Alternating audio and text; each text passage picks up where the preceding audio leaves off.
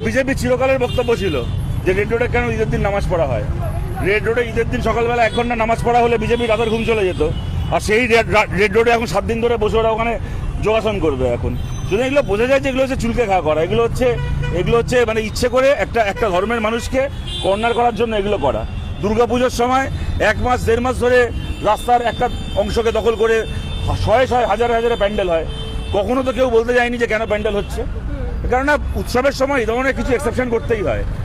কলকাতার একটা রাস্তা রেড রোড যদি বছরের একটা দিন কি বছরে 2বার ঈদ হচ্ছে, ঈদ উল ফিতর, ঈদ উল জুহা হচ্ছে, 2 দিন যদি কয়েক ঘন্টা রেড রোডে নামাজ পড়া হতো তাতে পৃথিবীতে কারোর কোনো ক্ষতি হচ্ছিল না, একমাত্র বিজেপি ছাড়া। তারা সেইটাকে ওখান থেকে বন্ধ করলো, ওখানে শিফট করা হলো ইডেন গার্ডেন্সে। ভালো কথা। তৃণমূল কংগ্রেসেরও জিতে আসা যারা বিধায়ক রয়েছে, এমনকি জাভেদ খানের মতো যারা নিজেদেরকে মুসলমান মানুষের প্রতিনিধি বলতো, তারাও সবার আগে শুভেন্দুর সঙ্গে সেটিং করে এই ব্যবস্থাকে স্বাগত জানালো। তারপরে দেখা গেল যে 7 দিন ধরে ওরা এখন নাকি রাস্তা আটকে রেখে ওখানে নাকি এখন যোগাসন করবে, ওখানে এখন ডিগবাজি খাবে রাস্তা আটকে রেখে। সুতরাং বোঝাই যাচ্ছে যে রাস্তা আটকানো না আটকানোটা কোনো প্রশ্ন ব্যাপার না এদের কাছে। ব্যাপারটা হচ্ছে সংখ্যালঘু মানুষকে তার ধর্ম পালনের অধিকার থেকে বঞ্চিত করা, তাকে তো ধর্ম পালন করা থেকে আটকানো। এরপরেই ওরা বলবে যে কোরআনে কোথায় লেখা আছে যে রেড রোডেই নামাজ পড়তে হবে। কোথাও লেখা নেই।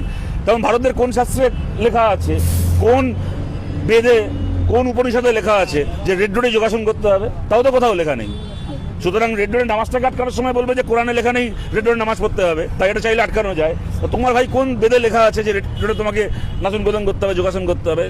হ্যাঁ, কিন্তু এগুলো ওই জোর যার মুলুক তার। ভোটে জিতেছে যখন গায়ের জোরে যা পারবে তাই করবে।